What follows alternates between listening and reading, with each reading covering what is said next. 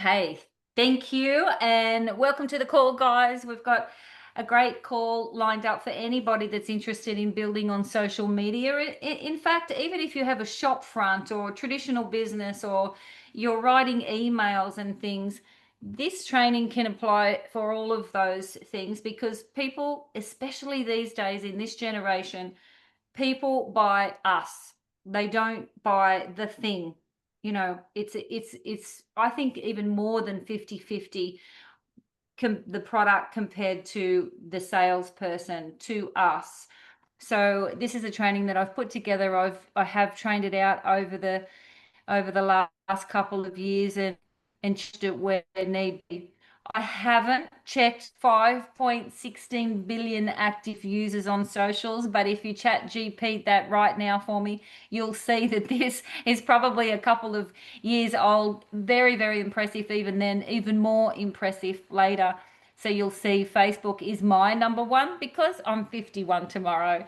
And some of you beautiful young fresh people, I know TikTok is your number one and you love Snapchat. I wouldn't know how to use either. I really have to learn. So this is coming from somebody that uses it and has built amazing teams, global teams, and done business with people in other countries.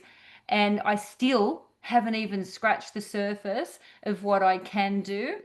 I just need another 4 or 5 of Tracey. So again, I don't want you to bite off more than you can chew. You can start small, and branding, I think, is key rather than the amount of posts. Okay, we'll just let Bernie in. And here's the most important thing to remember when you're selling anything online. That's my daughter and I. We were in, Malaysia.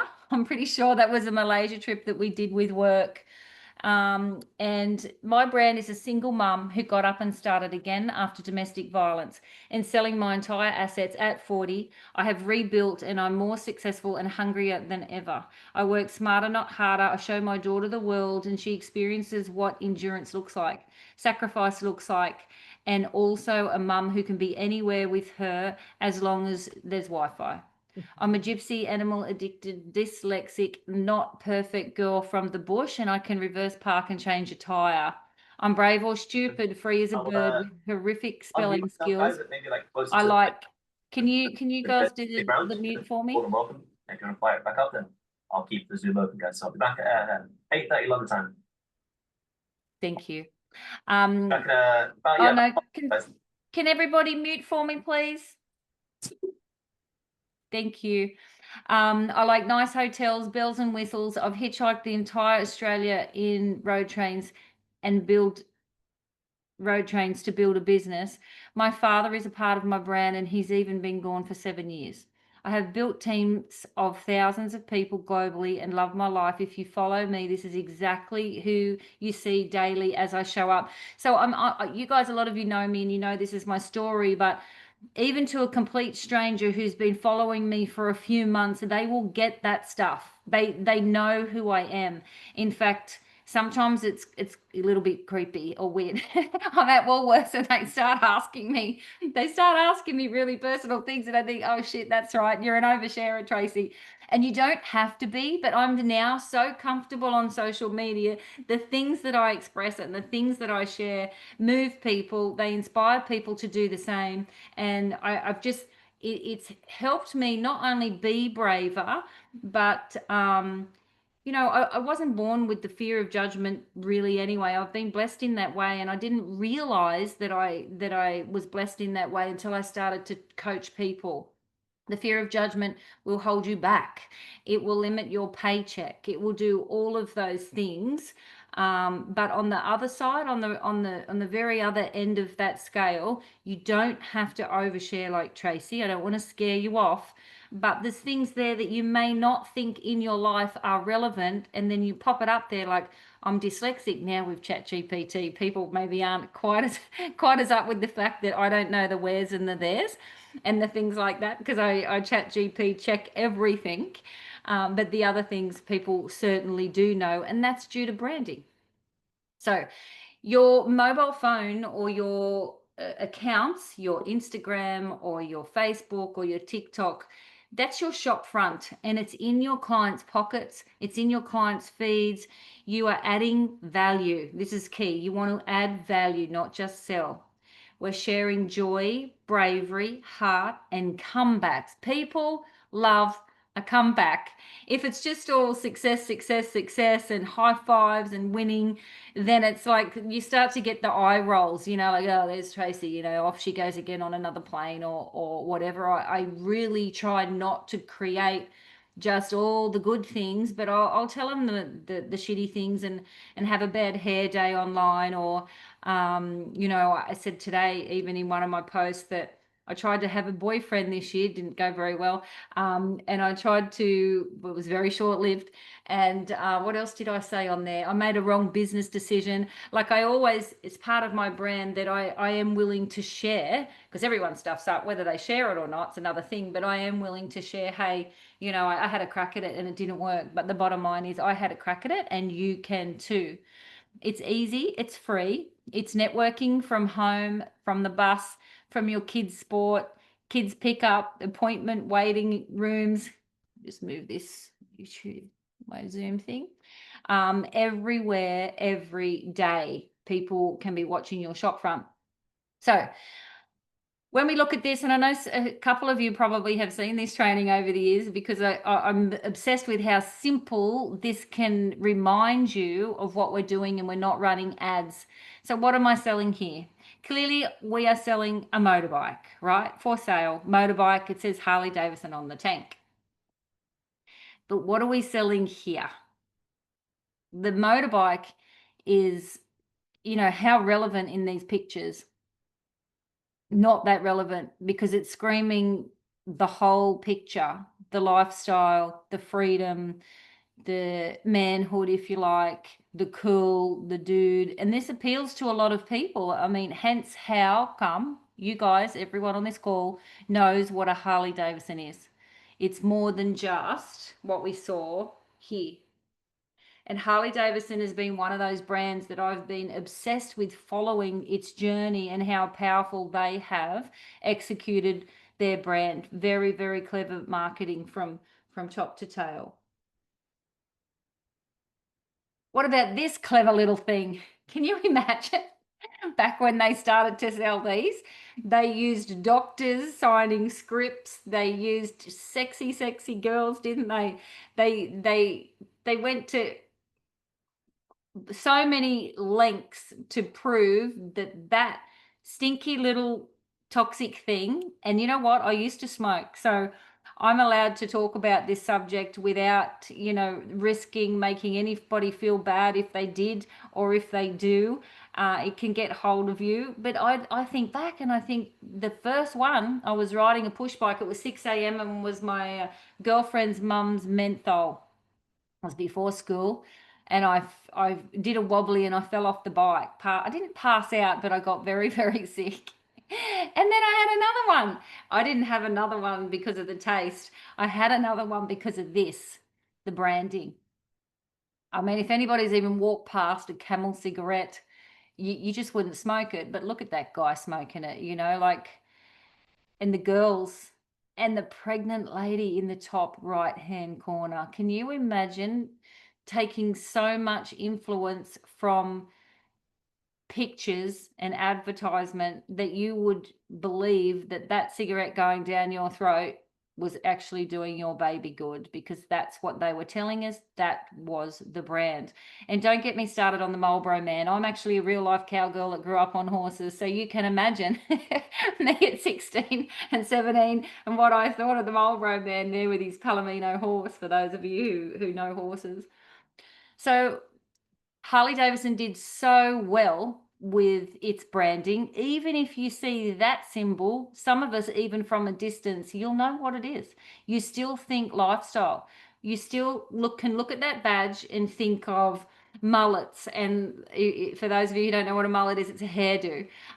Leather, you can think of that lifestyle, that freedom, and it's a certain kind of human being that's attracted to Harley Davidson motorcycles. So you're not thinking to yourself, oh, there's a V-Rod. I've been around motorbikes quite a bit over my life, and I know the names of motorbikes, but I don't see that badge and think, oh, there's a V-Rod, or there's this bike, or there's that bike, Panhead, or whatever. I just literally feel and think the brand. And again, we see that symbol and we think of the guy having his cigarette with his rolled rope for his bloody lassoing over his shoulder. Do we or do we not? So people say a lot to me, I'm an introvert.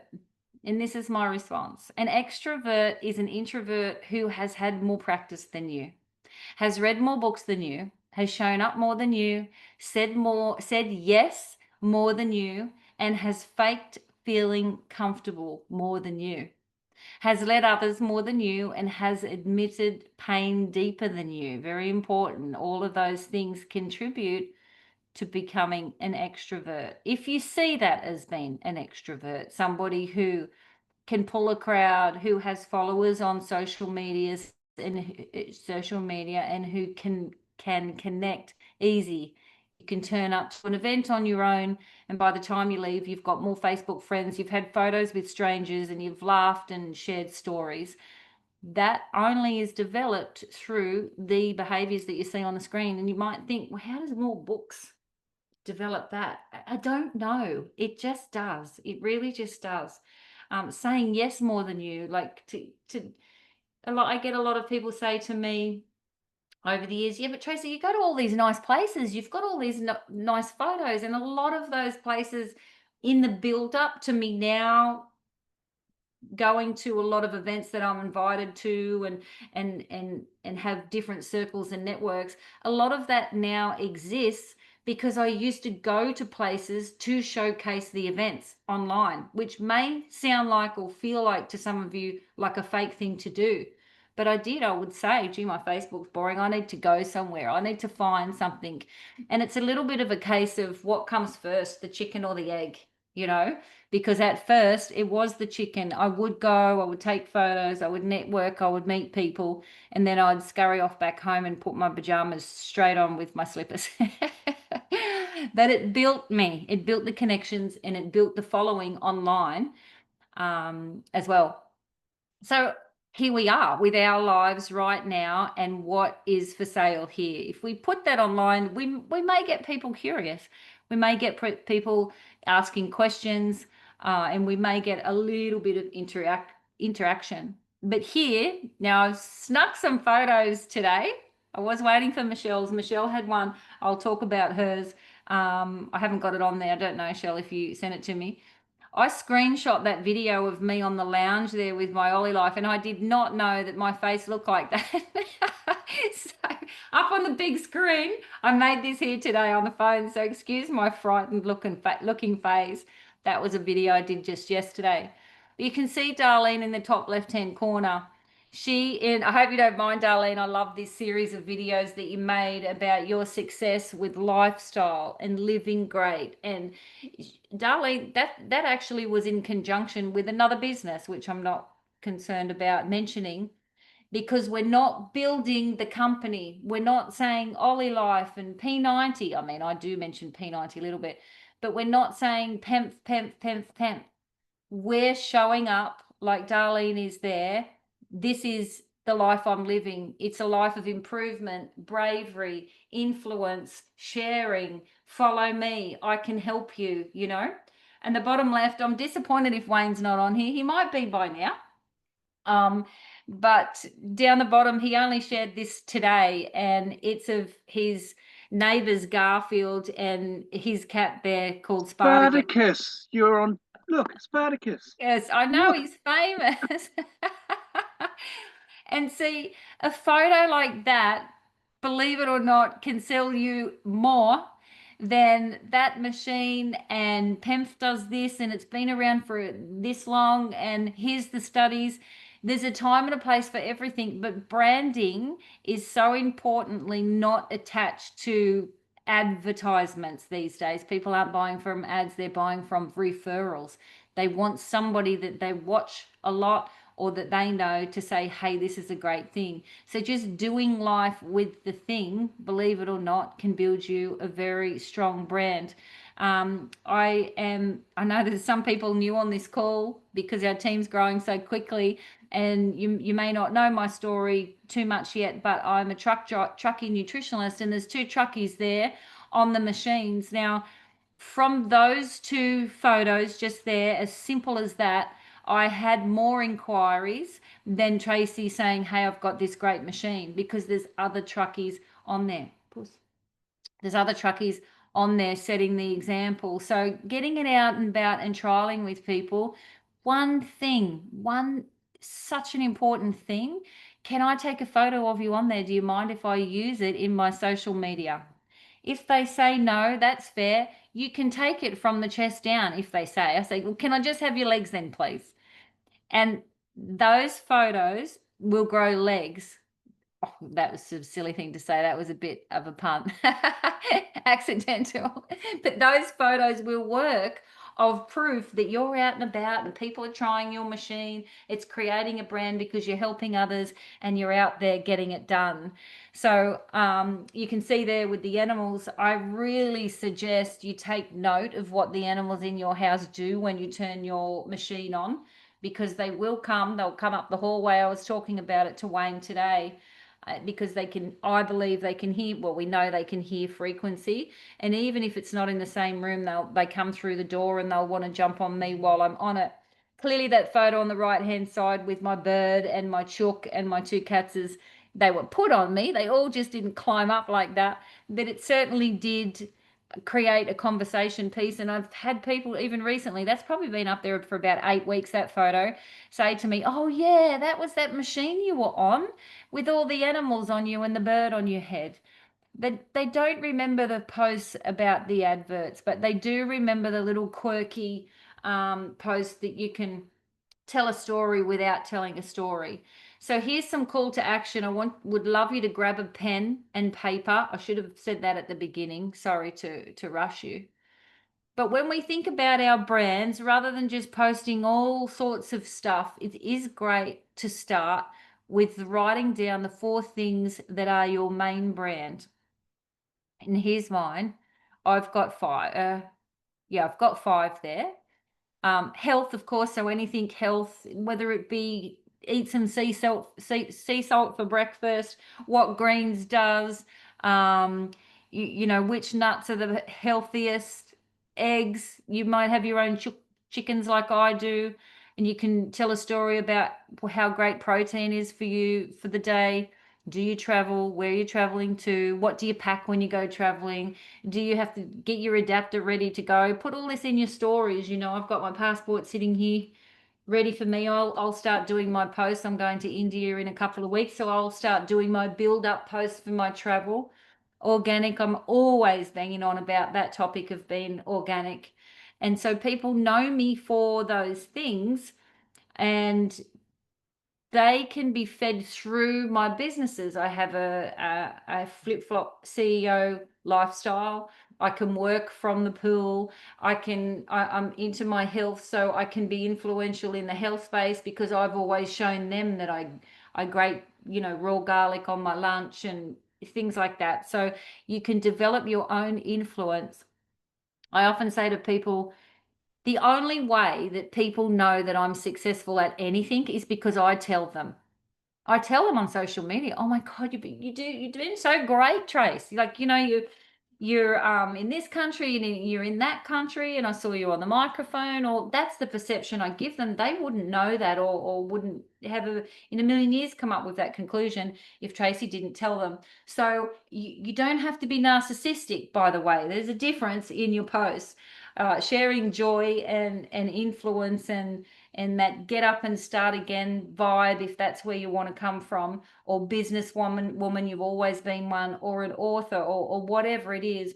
There's ways of doing it that can come from a we and us place rather than a I, that's for sure. And I'm always trying to be as conscious as I can that it's not coming across as because when you're building communities, that's the last thing that you will see in the word team is the letter I.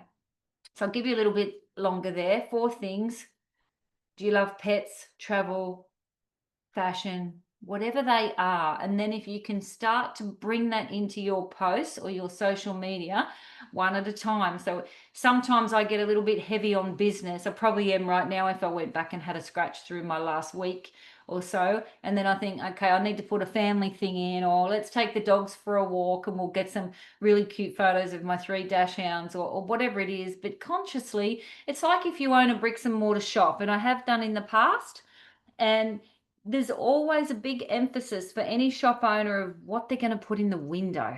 How are we going to dress it? Some people pay thousands of dollars to get their window dressed. There's actual jobs that you can be a window dresser. That's how important it is. Marketing managers, you name it. So Facebook is equivalent to that. And I think as much energy should go into that. If you wanted to have a one-on-one call because you're even more confused now than you were before, then I'm happy to do that as well, because individually this can differ, obviously. The best storyteller wins in the game of social media. It's not the best story wins, the best storyteller. These 2 books are phenomenal for getting to the bottom of what to post, what to concentrate on, and what stories to tell online. I love The Purple Cow. That's about standing out, obviously. And the one thing on the right-hand side really changed my business forever. I was a nutritionist for a long time, and in multi-level marketing, I had a great product. And then I had a conversation with someone, and she said, I lost her now. She passed away, the beautiful Kyla. And she said, you've got to read this book, The One Thing, Tracey, because if you try and appeal to everyone, you run the risk of appealing to nobody. So I went then, literally that day, I'll never forget it. I even know where I was parked when I was talking to her in this conversation. I changed all of my marketing and my groups from being a nutritionist to the trucky nutrition chick. And I concentrated on the one thing. Now, that doesn't have to be like me. I changed all of my clients to truck drivers, but it just helped me refine what I wanted to be good at. And then I went to my why. What moves me? Well, truck drivers die young. My father was 50 when he had me. If he was a truck driver, maybe I wouldn't have had him till I was 93. I'm going to tell a short version of that because I do start crying if I go into that too much, which is what your why is supposed to do. But this is not a why training session. The one thing will really help you become mature in something that you're trying to present, okay, and hone in it, rather than, as I just said, if you attempt to appeal for everyone, you may run the risk of appealing to no one. So it's all good and well to do all the branding and have a fancy cover photo and buy some lighting for your photos and all of that stuff. I want to tell you something. It's a full-time bloody job. It really is.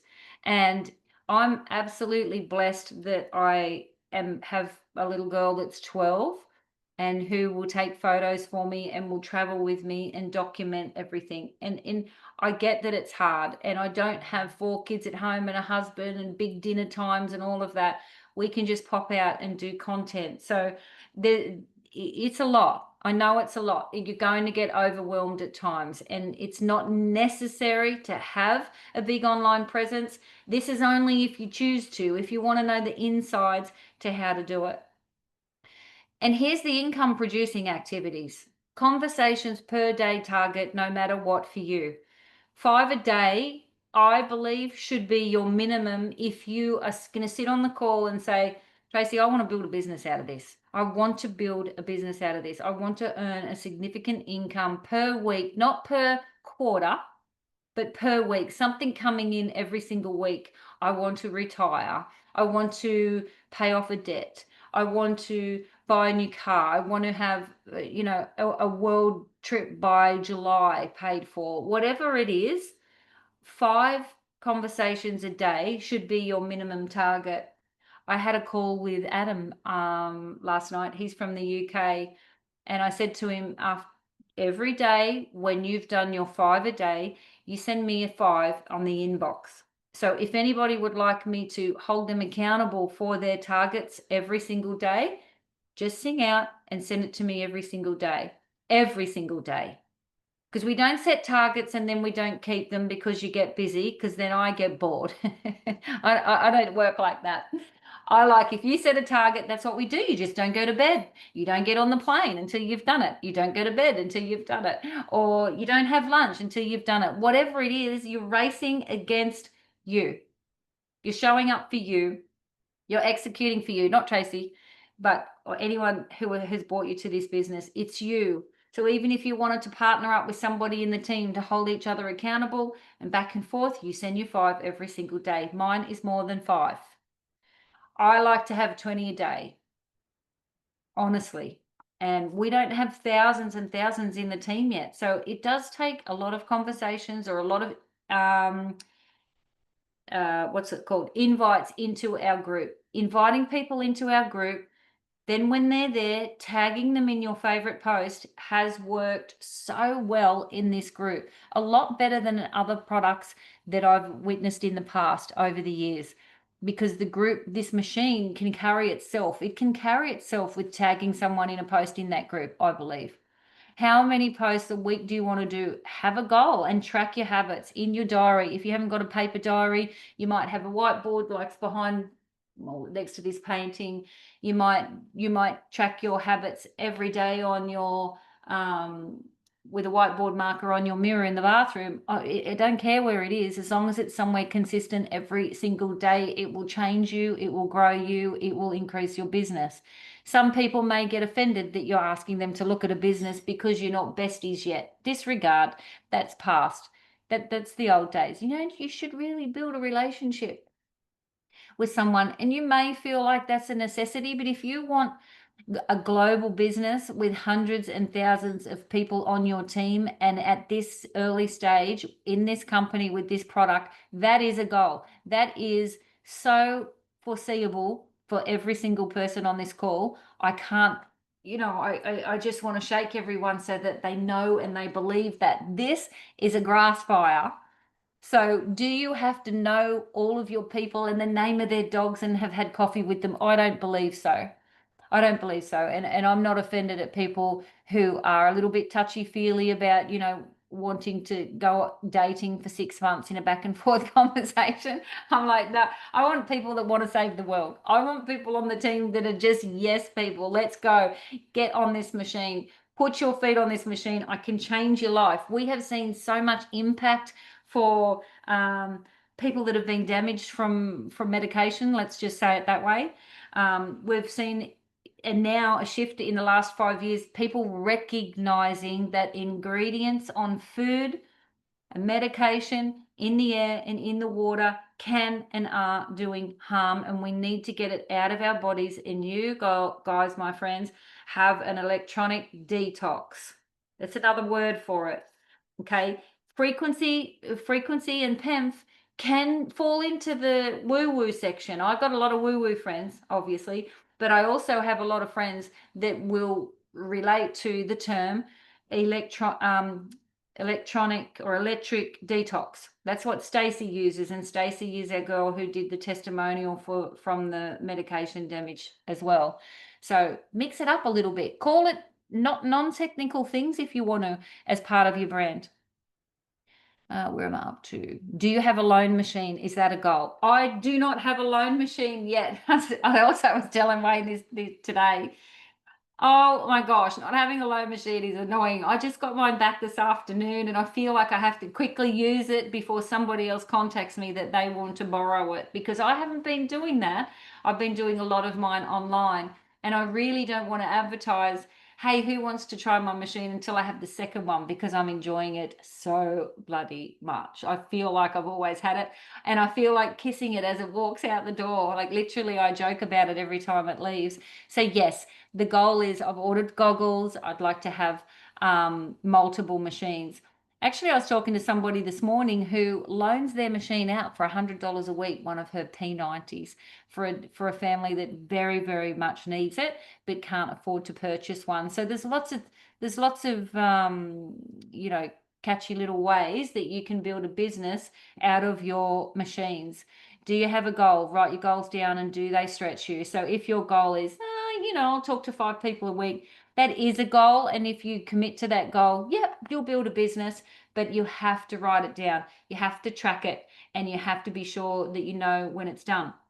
Over the years, again, I've coached people that have said, yeah, I've sent 20 messages out this week, or let's go 50. I've sent 50 messages out this week. Okay, how did you do it? Through Facebook. Okay, no worries. Well, let's share the screen and let's count them. And then we're counting and we get up to about 12, and then we're scrolling a bit more and think, oh, I thought there would have been about 50. And you know what? Thought. Because you can't guess the number of people that you reach out to. There's only one way, and that is to track it and to get into that really, really good habit. There's other ways too: markets, fates, gyms, flyers, cards, sports coaches, teams and clubs, doctors, naturopaths, chiros, hairdressers, nail places. It is endless on the people and places that you can go with this amazing thing that people can put their feet on. All the goggles. Do not underestimate the power of the goggles. If you guys don't have them yet, honestly, when I put them on, I borrowed Kirsten's. I've since ordered mine. They're not here. But I put them on and I said to her after, you said that was good, but that's very, very, it's a mind-blowing thing. And to put the goggles on a complete stranger or somebody for the first time that haven't tried PEMF, I'm sorry, but you'll convert it. The thing goes on your face and it massages you like a massage chair at the airport. It's so strong all around the temples and the eyebrows. It sends you into a deep, like, what is happening? A little voice comes in through there and says, enjoy your get ready, your session's about to start, or something like that in a very smart lady's voice. Then it's got red light therapy. Then it's got the PEMF. It's warm. It's all the things. So, to have one of those in your handbag, even, you don't need the cord. You charge it and you have 2 full sessions in there ready to go, which is what I'll be doing on the plane. I'll be up there with my goggles on. And yes, all the hostesses, you can buy one of these yourself. Oh, and that's the end of my slides there. So I'm just going to turn the recording off. Thank you for listening and participating in that with me. And stop recording. Here we go.